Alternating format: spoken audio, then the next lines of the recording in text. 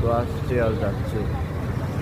এই 2 মাস আরও হবে, 2 মাস পরে তারা চলে যাবে ওয়েস্ট।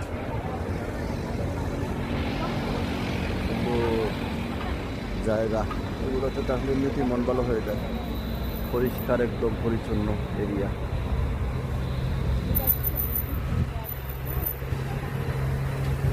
সাগর আর পাহাড় একদম দেখা যাচ্ছে দূরে পাহাড়।